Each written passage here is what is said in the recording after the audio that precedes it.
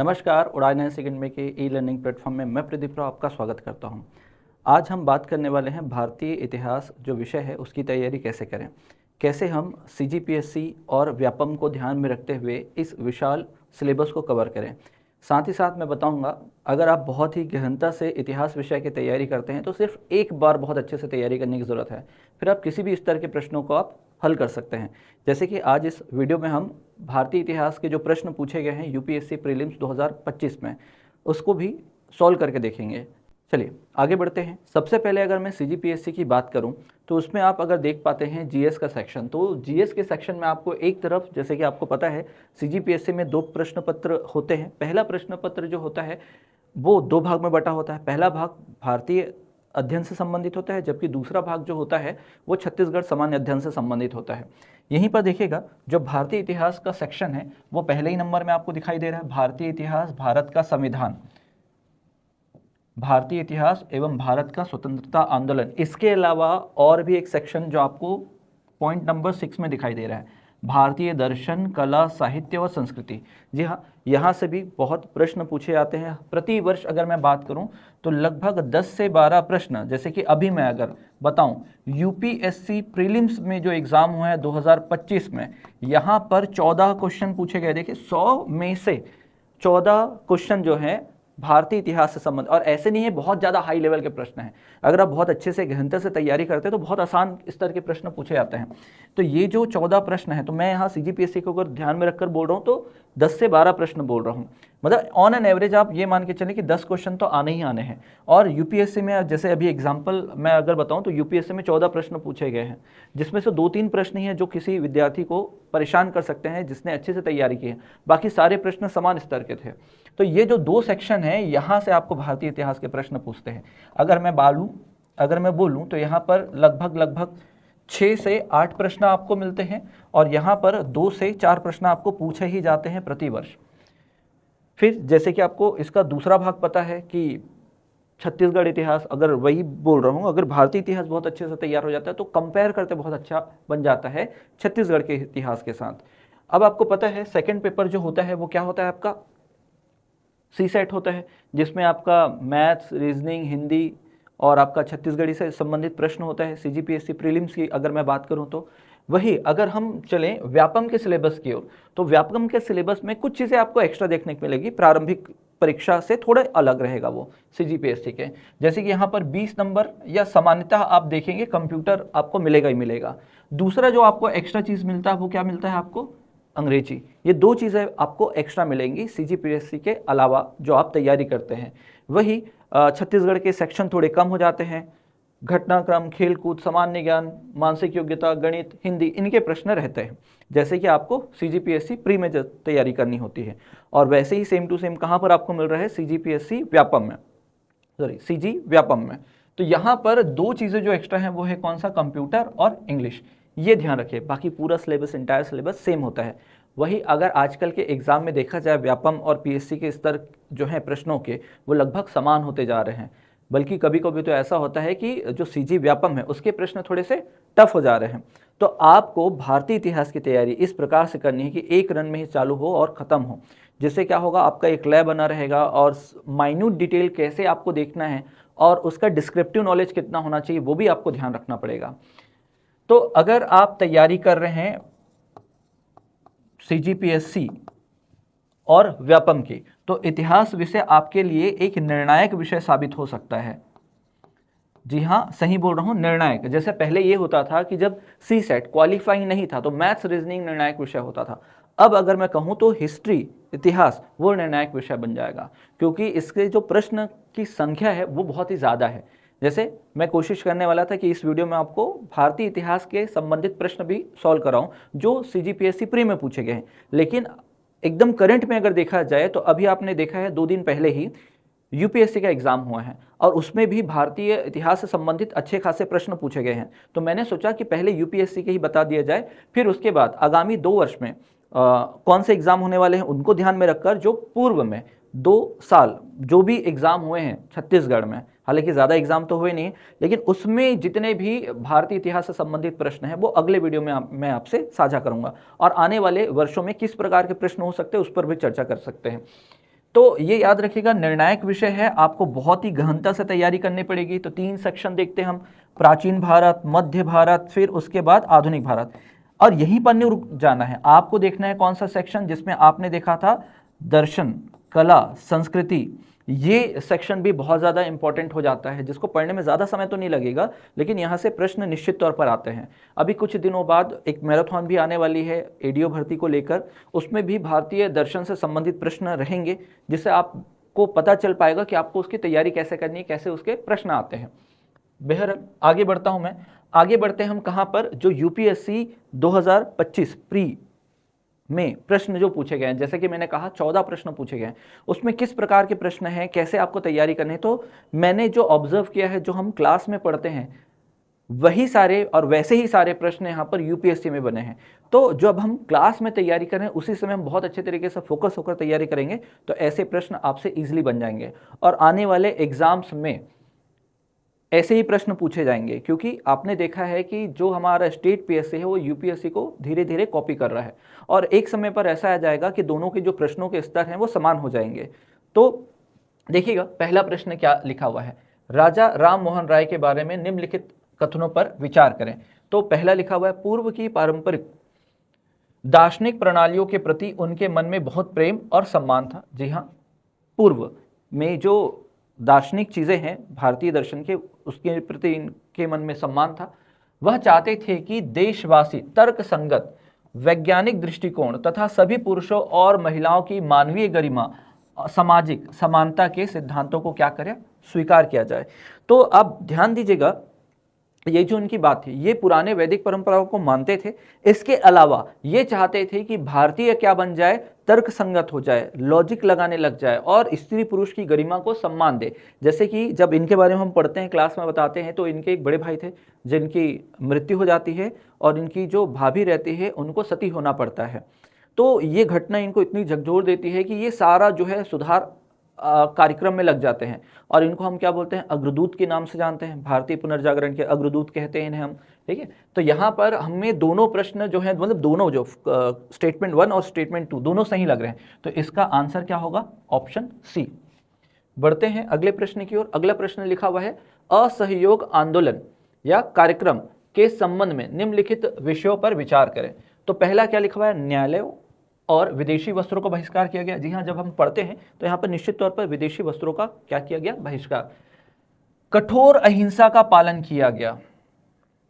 इसके अलावा क्या लिखा है, सार्वजनिक रूप से उपयोग किए बिना उपाधियों और सम्मानों को अपने पास रखा, नहीं, त्याग किया गया। अगर आप बहुत अच्छे से जानते हैं तो सब लोगों ने जो थे, छत्तीसगढ़ में भी जो थे, जो स्वतंत्रता आंदोलन से जुड़े हुए थे, उन्होंने क्या किया था, अपनी उपाधियों का त्याग किया था। फिर उसके बाद, मतलब ये तो मैच नहीं कर रहा, फिर उसके बाद देखते हैं विवादों को निपटाने के लिए पंचायतों की स्थापना की गई। जी हाँ, बिल्कुल स्थापना की गई। तो यहाँ पर देखिएगा 3 स्टेटमेंट सही हों और एक क्या है गलत। अब यूपीएससी जो है प्रश्न पूछने का कुछ तरीका अलग हो जाता है। जैसे देखिएगा, उपयुक्त में से कितने असहयोग कार्यक्रम के भाग थे बोला है, तो मतलब 1 था, 2 था, 3 था, 3 दिख रहे हैं। तो यहाँ पर क्या आ जाएगा, केवल 3 थे, ये वाला नहीं था। कौन सा, आपका 3rd नंबर वाला। बढ़ते हैं अगले प्रश्न की ओर। अगला प्रश्न जो है, प्राचीन भारत में निम्नलिखित शासकों में से किसने मत्तविलास, विचित्र और गुणभार की उपाधियां धारण की है। जब हम पढ़ते हैं पल्लव वंश पढ़ते हैं और पल्लव वंश में शासक आते हैं महेंद्र वर्मन प्रथम। देखिए, इनके समय बहुत सारी कहानियां हैं। इन्होंने ही, इनकी उपाधि थी मत्तविलास। अब मत्तविलास इनकी उपाधि इसलिए थी क्योंकि इनकी एक रचना थी जिसका नाम था मत्तविलास प्रहसन,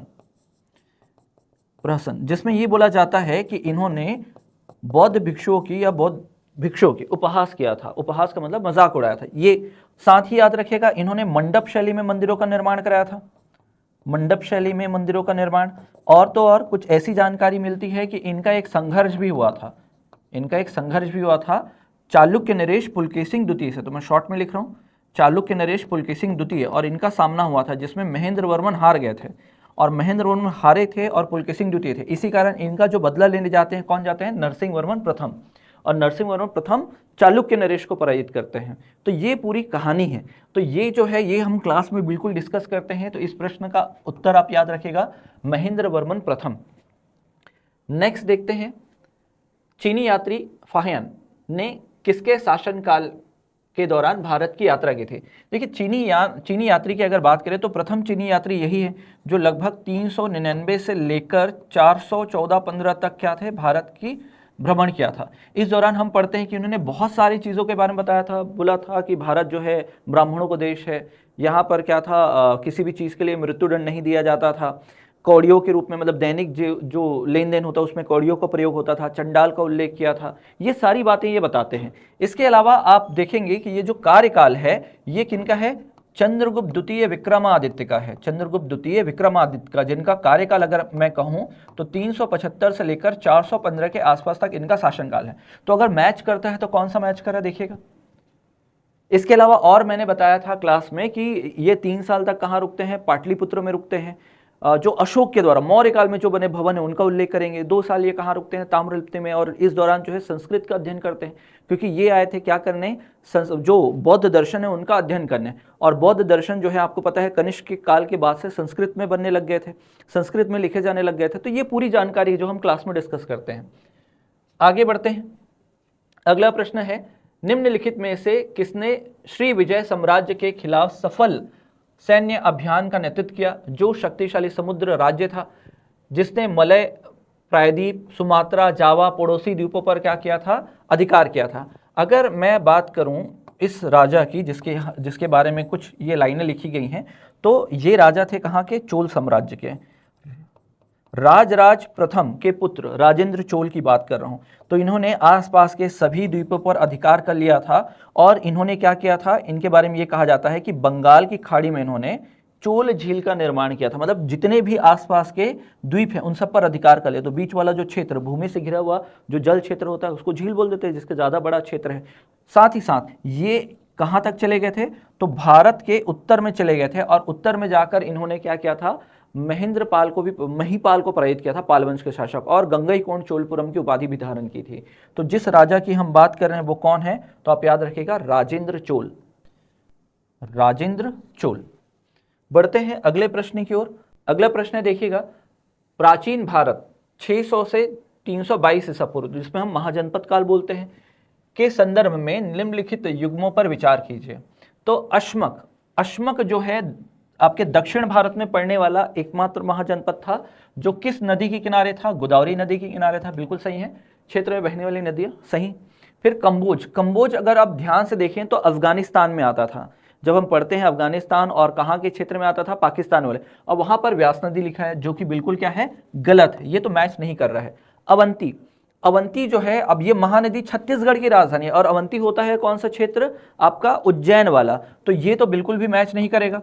फिर उसके बाद कौशल अगर हम बात करें तो आज का कौन सा, अयोध्या। और अयोध्या वाला जो जगह है वो सरयू नदी के किनारे है। तो ये क्या कर रहा है, आपका मैच कर रहा है। बहुत ही आसान प्रश्न है, अगर अच्छे से अगर इसको एनालाइज करके बनाएंगे तो बन जाएगा। तो इसमें से क्या बोल रहा है ये, ऊपर दिए गए युग्म में से कितने युग्म सही सुमेलित हैं, तो केवल 2 ही सही सुमेलित हैं।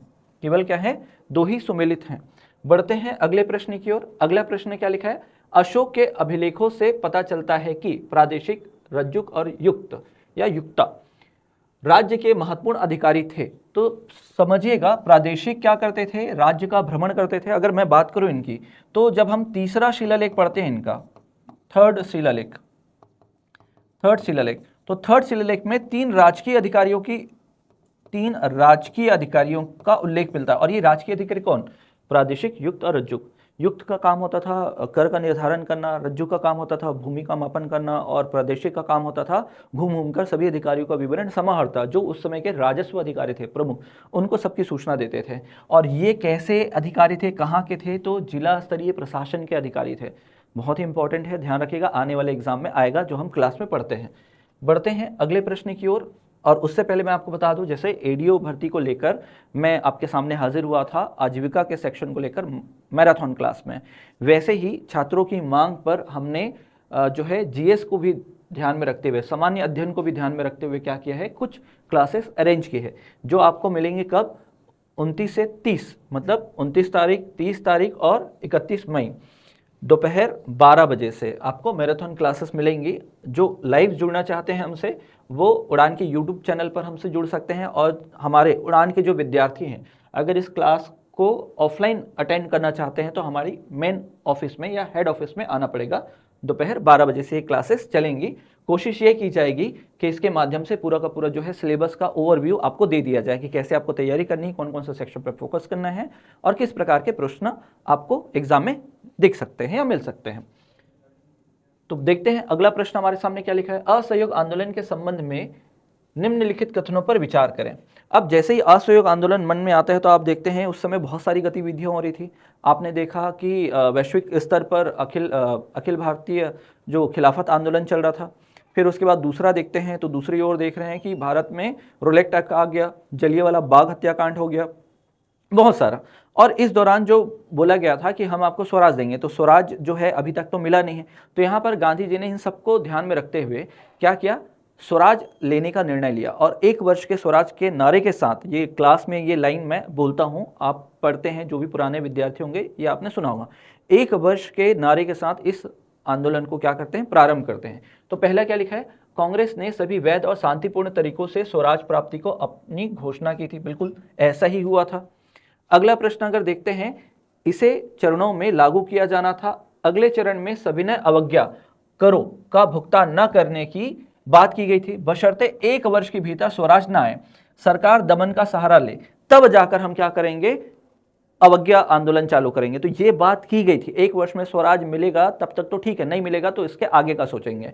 तो ये भी क्या है, सत्य है। तो दोनों के दोनों क्या है, सत्य है, ये ध्यान रखिएगा। बढ़ते हैं अगले प्रश्न की ओर। अगला प्रश्न क्या है, राज दो मेरा धर्म बन गया है, गांधी जी द्वारा यह प्रसिद्ध कथन कब दिया गया। देखिएगा ऐसे प्रश्न आपको परेशान कर सकते हैं।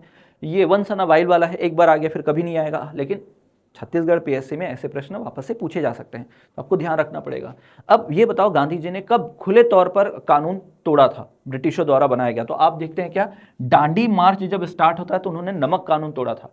तो गांधी जी पर राजद्रोह का मुकदमा, फिर जेल जाते हैं, है ना, जेल में उनको बंद कर दिया जाता है, फिर पूना पैक्ट होगा, फिर बाद में उनको रिहा किया जाएगा, वो सब कहानी यहाँ पर होती है। तो ये याद रखेगा, इसका आंसर जो है वो क्या है, दांडी में सार्वजनिक रूप से नमक कानून का उल्लंघन किया था, तब इनको ये बोला जाता है। फिर उसके बाद देखते हैं क्या नेक्स्ट, मोहनजोदड़ो में पाए गए डांसिंग गर्ल के नाम से प्रसिद्ध महिला मूर्ति किससे बनी हुई है। तो शायद इसमें ज़्यादा डिस्कशन की आवश्यकता नहीं है। क्लास में मैं जब पढ़ाता हूँ तो इसका फोटो दिखाता हूँ बाकायदा, जो है श्रृंगार में क्या है, बालों में क्या है, फिर किस प्रकार का उस समय सिचुएशन रहा होगा महिलाओं को लेकर, साज श्रृंगार को लेकर, वो सब कुछ डिस्कस करते हैं। तो शायद इसमें ज़्यादा बताने की आवश्यकता नहीं है। फिर देखते हैं, चौरा चोरी घटना के बाद गिरफ्तार लोगों को कानूनी बचाव किसने प्रदान की थी। ये भी एक ऐसा प्रश्न है जो हम ज़्यादातर इतिहास में नहीं पढ़ते जब तक हमने डिटेल में नहीं पढ़ा है। तो इसमें देखिएगा, मदन मोहन मालवीय और श्रीकांत ऐसे व्यक्ति थे जिन्होंने क्या किया था, इस घटना के दौरान जितने भी लोग गिरफ्तार हुए थे उन्हें बचाने के लिए कानूनी लड़ाई लड़ी थी। तो इस प्रश्न का उत्तर याद रखिएगा, मदन मोहन मालवीय और श्रीकांत या कृष्णकांत है, सॉरी। नेक्स्ट देखिएगा, निम्नलिखित में से किस घटना के बाद गांधी जी ने, जिन्होंने लगातार अस्पृश्यता का विरोध किया और सभी क्षेत्रों में इसके उन्मूलन की अपील की, अपने राजनीतिक और सामाजिक कार्यक्रमों में हरिजन के उत्थान को शामिल करने का निर्णय लिया था। देखिए, जैसे ही क्या होता है, दूसरा गोलमेज सम्मेलन होता है, गांधी जी बोलते हैं कि वहाँ पर जो दलित वर्ग है उनके लिए क्या दिया गया है, आरक्षण की बात की गई है, जिसे मैं नहीं स्वीकार करता, और आंदोलन को बीच में छोड़कर आ जाते हैं। इसी चीज़ का फायदा उठाते हैं ब्रिटिश प्रधानमंत्री रैमजे मैकडॉनल्ड और पेश कर देते हैं क्या, एक मैकडॉनल्ड अवार्ड, जिसमें ये बोला जाता है कि दलितों को भारत में हिंदुओं से अलग क्या मिलेगा, राजनीतिक अधिकार मिलेगा और उनके लिए पृथक निर्वाचन की व्यवस्था होगी। इसी के विरोध में गांधी जी जो जेल में हैं वो भूख हड़ताल प्रारंभ कर देते हैं, और भूख हड़ताल जैसे ही प्रारंभ करते हैं तो उनको बचाने के लिए कुछ लोग सामने आते हैं, और जैसे आपने सुना होगा राजेंद्र प्रसाद जी, पुरुषोत्तम दास टंडन जी, इनके मध्यस्थता के बाद ही क्या होता है, पुनः समझौता होता है, और गांधी जी अपना लक्ष्य बना लेते हैं कि मुझे देश को आज़ाद कराने से पूर्व भारत को एक करना है और मुझे दलितों के उद्धार में लगना है। और दलित उद्धार को इन्होंने क्या कहा, हरिजन कहा था। तो याद रखिएगा ये कब हुआ था, तो पुनः समझौता के पश्चात हुआ था। बढ़ते हैं अगले प्रश्न की ओर। अगला प्रश्न हमारा है, निम्नलिखित फलों पर विचार करें। तो देखते हैं फल कौन कौन से हैं, पपीता, अनानास, है ना, और अमरूद। 16वीं और 17वीं शताब्दी में पुर्तगालियों द्वारा भारत में उपयुक्त में से कितनी संस्कृतियां लाई गई थी या फल लाए गए थे, ये याद रखें। देखिए अगर हम पढ़ते हैं ना तो पपीता और अनानास तो पक्का है कि आया था, लेकिन जब और स्टडी करते हैं तो पता चलता है कि जो अमरूद की कई सारी प्रजातियां हैं वो भी पुर्तगीज या पुर्तगाल से यहाँ तक पहुँची हैं। तो इसमें से याद रखिएगा तीनों के तीनों मैच करते हैं। बढ़ते हैं यूपीएससी में पूछे गए 14वें प्रश्न की ओर, और 14वां जो अंतिम प्रश्न है, निम्नलिखित में से कौन आत्मसम्मान आंदोलन के संस्थापक थे। जी हाँ, मतलब अगर आपने थोड़ा सा भी पढ़ा होगा भारतीय इतिहास को तो आत्मसम्मान आंदोलन दक्षिण भारत में चला है, और दक्षिण भारत में से जुड़े हुआ एक ही नाम आपको दिख रहा है, कौन सा, पेरियार ईवी रामास्वामी नायकर। तो आत्मसम्मान आंदोलन, फिर इसके अलावा दक्षिण भारत में वायकोम आंदोलन भी, गुरुवायूर आंदोलन भी चला था, जिसमें कई कल्पन प्रमुख नाम आते हैं, और दूसरे प्रमुख नाम में हम देखते हैं पेरियार ईवी रामास्वामी नायकर। तो इस प्रश्न का उत्तर जो है वो पेरियार है। तो आशा करता हूं इस वीडियो के माध्यम से आपको ये जानकारी मिल गई होगी कि किस प्रकार के प्रश्न आजकल पूछे जा रहे हैं और कैसे आपको तैयारी करनी है, और यूपीएससी में कैसा रहा इस बार के प्रश्नों का स्तर और कितने प्रश्न पूछे गए। तो देखिएगा टोटल 14 प्रश्न पूछे गए हैं भारतीय इतिहास को लेकर।